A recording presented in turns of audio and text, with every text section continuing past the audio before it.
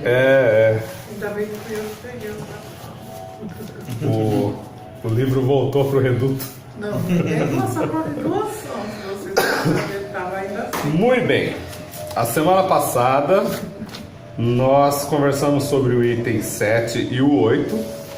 Basicamente ele falou do progresso dos espíritos e ser ele o resultado do próprio trabalho, né?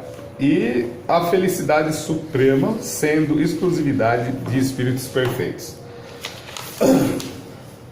E a encarnação sendo como base necessária para atingir esse progresso. Isso aí não tem muito para onde correr. Mas enfim, hoje, dando sequência aí, talvez, né, até o item 10, que começa a falar e perde a noção do que está falando, né? Dentro desse contexto do item 9 e do item 10, eu vou fazer uma provocação grotesca mesmo, né, com relação à evolução do espírito. Talvez a gente chegue aí numa conclusão de alguns equívocos que muitas vezes é repetido dentro dos centros espíritas, né? Se são repetidos dentro dos centros espíritas, naturalmente ele se estende para o movimento espírita todo. Então vamos lá, no item 9 nós temos o seguinte: uma só existência corpórea é evidentemente insuficiente para o espírito adquirir tudo o que lhe falta no campo do bem e se desfazer de tudo o que possui de mal. Kardec agora ele vai pronunciar uma palavra que hoje qualquer um que se reportar dessa forma é capaz de ser linchado, né? Mas vamos lá. Ele fala assim: o selvagem, por exemplo, jamais poderia atingir numa só encarnação o nível moral e intelectual de um europeu, dos mais avançados. Isso seria materialmente impossível. Deveria ele, então, permanecer eternamente na ignorância e na barbárie, privado dos gozos que só o desenvolvimento das suas faculdades lhe pode proporcionar? Tem alguns trechos, acho que é em Obras Póstumas, eu não estou lembrado agora, que Kardec fala sobre Hottentots, que é a raça negra africana. E era uma polêmica porque tinham grupos europeus que capturavam essas negras. Elas tinham a bunda muito grande, né? Enorme mesmo, chegava a ressaltar. E eles colocavam em exposição, como se fossem animais, igualzinho os zoológicos que nós temos hoje.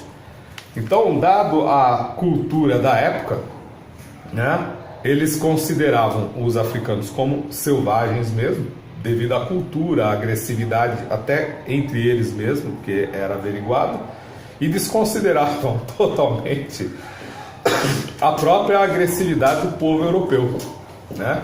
Eles se consideravam civilizados porque tinham estudo, tinham isso, tinham aquilo, tinham casas bonitas, roupas bonitas, mas esqueciam o contexto moral da coisa, né?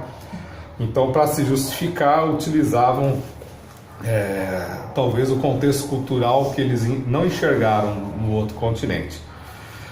Então, talvez aqui, quando Kardec fala sobre o selvagem, ele esteja se referindo especificamente a essa questão, que é não declarada aqui. Mas é interessante também a forma como ele aborda. Fala, peraí, se eles não possuem a cultura que a gente possui, a tecnologia que a gente possui, Deus seria justo de que fosse apenas aquela única existência para que eles pudessem atingir uma evolução? Não, é exatamente esse ponto que ele aborda, que todo o espírito ele tem que obrigatoriamente passar por sucessivas reencarnações para poder atingir uma perfeição. Perfeição essa que não é vertical, direta. Por mais que o espírito se esforce, ele invariavelmente ele vai pisar na bola em algum momento. Ele vai atrasar o seu percurso, tá? Nenhum espírito eu consigo imaginar ele passando numa encarnação. Vamos colocar nessa. Eu não vejo nenhum espírito nessa encarnação conseguindo evoluir tão grandemente numa linha reta absoluta que ao desencarnar o movimento espírita possa falar, não, esse cabra aqui ele foi para outro planeta já mais evoluído. Eu não consigo enxergar isso. Alguém consegue enxergar dessa forma? Não. Mas existem casos entre o movimento espírita de espíritos que são idolatrados, né, após o seu desencarne, por terem sido trabalhadores do movimento espírita, que sim, que segundo psicografias, né, que é a ciência espírita, a psicografia, segundo as psicografias, ele foi convidado a ir para mundos superiores e não aceitou para ficar aqui, né, pelo amor ao povo brasileiro, e auxiliá-lo. Mais para frente eu conto quem é, se vocês não lembraram ainda, não sabem.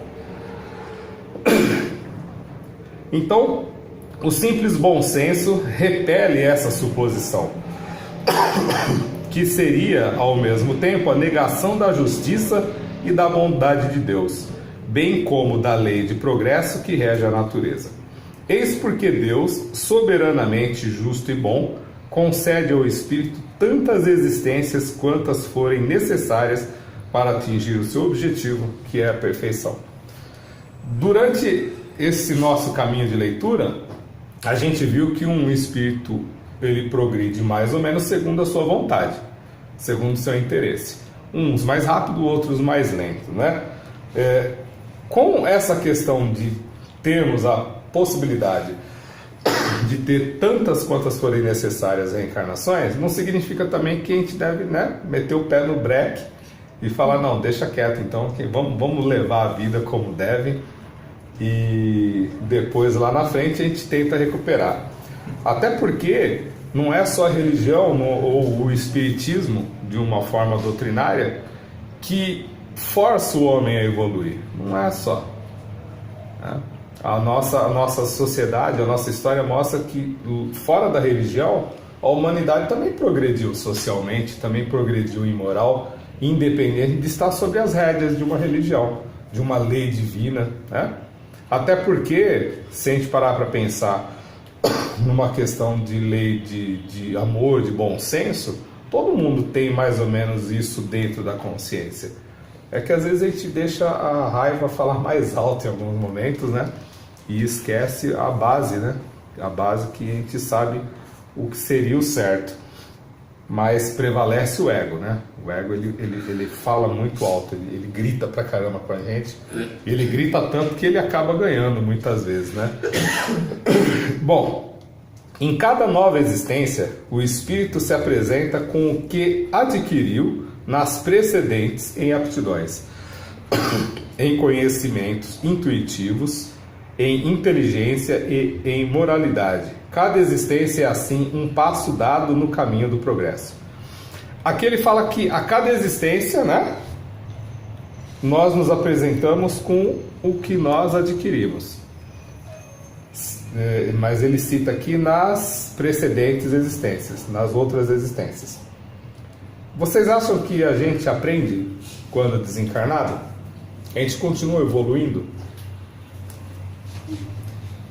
Acho que sim. Essa é uma parte bem interessante, porque sim, a gente evolui no sentido intelectual, né? Intelectual.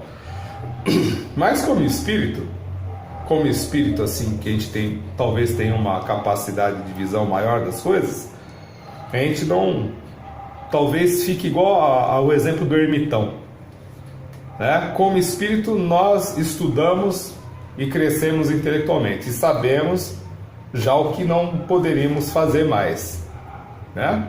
Mas nós estamos lá na espiritualidade com todo o leque de visão, de consciência aberto, pelo menos para uma boa parte pode ser assim, e com condições suficientes de entender que a gente não consegue esconder nada de ninguém. Como que nós testaríamos, né, aquilo que a gente aprendeu apenas do outro lado? Bom, lá eu não tenho necessidades físicas, materiais, não tenho que trabalhar para me sustentar, eu não tenho isso, não tenho aquilo outro, eu não tenho nenhum esbarramento social, nenhuma vicissitude, né? Que são as dificuldades diárias.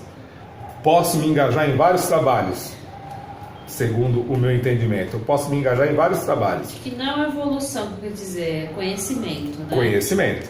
Ele evolui em inteligência. Então a única forma de testar aquilo que você realmente acha que aprendeu é reencarnando. E reencarnando, o que acontece? Nós temos o obscuramento da consciência. Nós esquecemos muitas coisas. Tá? Começamos zerados de novo. Ou seja, mais convictos daquilo que a gente aprendeu. Então a gente vai novamente lidar com muitas situações para testar de verdade aquilo que a gente julgou ser o certo do outro lado. Que a gente se propôs, né? Exatamente. Aí, sei lá, vou fazer tudo certinho. Até pisarem no dedinho. Exatamente. Né? Então, a encarnação é inerente à condição de inferioridade dos espíritos. Ela se torna desnecessária para aqueles que romperam esses limites e progrediram espiritualmente, ou nas existências corporais dos mundos superiores, onde nada mais existe de materialidade terrena. Para esses, a encarnação é voluntária, com o fim de exercer sobre os encarnados uma ação mais direta no cumprimento das missões de que estiveram encarregados. Eles aceitam as suas vicissitudes e os seus sofrimentos por abnegação. Esse trecho aqui é que eu acho interessante. Ele fala que a encarnação é inerente à condição de inferioridade nossa. E a inferioridade não dá para medir o grau dela. Não tem como medir, mensurar isso. Né? E a provocação que eu fiz no início é a respeito de quem? Eu posso citar dois exemplos. Um que ainda não foi canonizado, mas tem muita gente que tem esperança, que tanto o Espiritismo já canonizou, né? Mas tem muita gente que tem esperança que a Igreja Católica ainda vai canonizar essa pessoa, que é Chico Xavier. Por mais bom que ele tenha sido, né, ele foi um homem, né, com todos os seus defeitos, todas as suas tendências. Cumpriu o seu papel como médium, perfeito, cumpriu o seu papel, talvez com o que tenha se proposto na espiritualidade, com atendimento às pessoas, maravilha. Mas possuidor de muitos defeitos que ele mesmo reconhecia, duvido, né, que ele tenha virado santo. Então, conscientemente, ele reconhecendo tudo isso, é óbvio que ele vai querer reencarnar muitas vezes. Um outro personagem que já é canonizado do movimento espírita é o Bezerra de Menezes. Tá? Bezerra de Menezes, as pessoas até oram para ele nos mediúnicos, nas preces, né? Para que a caravana de Bezerra de Menezes interceda nos mediúnicos, interceda aqui, acolá e assim por diante. Mas Bezerra de Menezes também foi um homem firme, né? Pode ter cumprido seu papel como médico, atendido muita gente pobre, pode sim. Pode ter dado o pouco que tinha dentro desses atendimentos, mas ele foi um homem de personalidade forte, ele foi político. Ninguém se mete em política à toa, né? Com amor e bondade apenas, né? Bezerra de Menezes também, ele colocou como cláusula pétrea no estatuto da FEB que todos os espíritas deveriam estudar as obras de Rustang, tá? E ninguém consegue tirar isso do estatuto da FEB. Não tem um juiz que, até acho que em 2015 para 2016 houve uma briga muito grande, tentaram retirar de novo essa cláusula e não conseguiram, tá? E o que o movimento espírita prega? Que Bezerra de Menezes, ao desencarnar, depois de ter prestado grandes serviços ao espiritismo e à humanidade dentro do seu consultório, né, ele foi convidado a ir para outros planetas superiores, mas abnegadamente ele resolveu ficar aqui para interceder pelo povo brasileiro.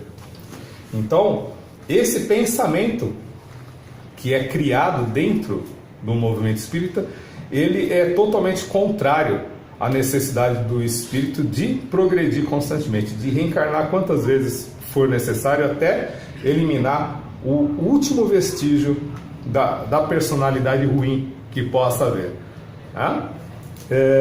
Uma pincelada muito rápida, nas obras de Rustang consta que Jesus ele subiu evolutivamente em linha reta. Ele não passou por mais nada. Ele chegou a espírito puro assim, ó, vupt. Tá? E é essa reprodução que muitas vezes o movimento espírita faz em cima de espíritos que trabalharam sim bastante pela doutrina espírita, mas que em momento algum deixaram de ser o que eles eram, espíritos em evolução, né? Bom, não precisa ir muito longe, né? O espiritismo ele ainda reza pela caravana de Maria. Não tenho nada contra essa questão de Maria ser idolatrada pela Igreja Católica ou pelos católicos, mas também foge do contexto, né? Coitada de Maria, né? Já poderia ter reencarnado muitas vezes, já poderia estar, né, em outros locais, mas se para o movimento espírita ela é mais feliz atendendo todo mundo aqui, então que seja, né? Não vai mudar muito a história. O que vai mudar para a gente é só compreender direitinho o que está aqui. Vamos lá, no item 10. No intervalo das existências corpóreas, o espírito volta por tempo mais ou menos longo ao mundo espiritual, onde é feliz ou infeliz. Isso nós já ouvimos diversas vezes, né? Segundo o bem ou o mal que tenha praticado. O estado espiritual é a situação normal do espírito, pois esse deve ser o seu estado definitivo, e porque o corpo espiritual nunca morre. Mas normalmente a gente enxerga o oposto, né? A gente enxerga que o estado normal é a vida aqui na Terra. E se a gente for revolver o que nós já conversamos, é tão significativo isso pra gente, porque a gente acaba tendo um apego mesmo à vida, e tem medo mesmo da morte, por mais desencanado que a gente possa parecer, mas bate um medinho, né? Fala, puxa vida, né? E agora? E não adianta entrar naquela história de que eu não quero ficar sofrendo, que não. Medo é medo, não tem conversa, tá? Não vai ter outro meio. Então o estado espiritual é a situação normal do espírito, pois esse deve ser o seu estado definitivo, e porque o corpo espiritual nunca morre. O estado corpóreo é apenas transitório, passageiro. É sobretudo no estado espiritual que ele recolhe os frutos do progresso realizado durante a encarnação. Então você vê que é o oposto. É ao desencarnar que nós vamos fazer uma avaliação e recolher o fruto do esforço que nós tivemos aqui por melhorar alguma coisa. Agora, a gente tem que ter em mente que esse negócio de ficar sofrendo, né, no umbral, igual todo mundo fala, e eu já estou começando até a acreditar já em umbral desse jeito, né? Esse negócio de ficar sofrendo, ele tem muito relação com o quê? Com o nosso estado de espírito, de como nós entendemos o que é felicidade ou não, o valor que nós damos às coisas, a forma como nós entendemos as perdas. E aí sim, aí nesse quesito a gente pode ser mais ou menos infeliz ou feliz, mas ao desencarnar tendo essa consciência, no Livro dos Espíritos fala assim, que ao desencarnar o espírito, dependendo do seu grau de lucidez, ele começa a rememorar tudo que ele havia se programado a fazer e o que ele conseguiu fazer. E ele consegue também entrever, né, aonde ele falhou. E isso lhe causa dor ou felicidade. Isso para mim é bacana, né? Vamos uma análise muito simples nessa existência, nessa vida. Aqueles momentos que a gente pisa na bola e depois você faz uma reflexão. Puxa, eu poderia ter feito diferente, poderia ter dado outro resultado, né? Mas aqui nós estamos agindo na base do poderia. O Clóvis de Barros, ele fala que nós não podemos viver aquilo que nós não vivemos. Então não tem por que sofrer algo que nós não fizemos, né? A gente vai sentir o efeito exato das nossas escolhas. Se você escolheu o caminho X e deu errado, segundo a sua opinião, não adianta achar que se tivesse escolhido o Y, ele teria sido melhor. Né? Que é uma ilusão. Não dá para saber. Talvez tivesse sido até muito pior. Mas a gente tenta se consolar no desconhecimento do outro lado. Mas enfim, né? É sobretudo no estado espiritual que ele recolhe os frutos, blá, blá, blá, blá. É então que ele também se prepara para novas lutas e toma resoluções que se esforçará para pôr em prática no seu retorno ao seio da humanidade. Eu, analisando isso aqui com os meus botões, eu penso assim: por que eu falei que é impossível um espírito ficar sofrendo tanto tempo assim e ficar exposto ao inferno que foi criado pelo Espiritismo? Porque nós, aqui, nesse momento, nós não conseguimos ficar num estado de felicidade o tempo todo e também não conseguimos ficar num estado de sofrimento o tempo todo. Nós alternamos, né? Uma hora a gente está muito, muito, muito para baixo, outra hora a gente se levanta, outra hora está muito, muito para baixo. Então, como que um espírito desencarnado ele vai passar dezenas de anos só para baixo? Fica meio complicado pensar dessa forma, né? Mas, como eu não desencarnei ainda, dessa vez, eu não lembro dessa parte, né? O espírito ele progride igualmente na erraticidade. Nela adquire conhecimentos especiais que não poderia adquirir na Terra. Suas ideias então se modificam. O estado corpóreo e o estado espiritual são para ele as fontes de duas formas de progresso que se desenvolvem solidárias. É por isso que ele passa alternativamente por esses dois modos de existência. A 11 é grande, então eu vou parar por aqui. Mas essa questão do espírito progredir na erraticidade, que a gente não vai ficar sabendo agora, né? O que seriam conhecimentos especiais? Do outro lado. O que seria? É. Tudo que a gente já passou antes, o que a gente se propôs a fazer e não fez. Até porque quando ele fala... E aonde a gente devia ter ido e não foi, ter que ter outras reencarnações que a gente se propõe para isso e assim vai indo, né? Até Jesus. Pois é. Então, até porque, se a gente parar para pensar, ele fala em se adquirir conhecimento especial. Talvez esteja relativo ao adquirir um conhecimento sobre o nosso eu integral, né? Também. Que só dessa forma, você fazer uma autoanálise integral sobre você, né, tendo uma consciência, é que talvez a gente consiga tomar resoluções mais, sei lá, não vou dizer apropriada, mas mais coerentes, né, com a nossa próxima existência. Fora isso, não faz muito sentido ficar para lá e para cá, para lá e para cá, para lá e para cá. Então a ideia é que a gente possa progredir dessa forma, esquecendo através da reencarnação e testando definitivamente a nossa moral através do quê? Do contato social, que nós falamos, acho que há umas 2 reuniões atrás. É o contato social que vai fazer com que a gente ponha em prática então aquilo que a gente tomou como resolução, né? Eu acho que nesse sentido é mais coerente, porque só o esquecimento mesmo para fazer a gente passar por determinadas situações, né, e repetir ela de novo, né, ou não. E também conviver com certas pessoas, né, também, né? Oi? Também conviver com certas pessoas, né? Sim. E você lembrar de tudo que você fez para outra pessoa, que a pessoa te fez, você não vai querer conviver com essa pessoa.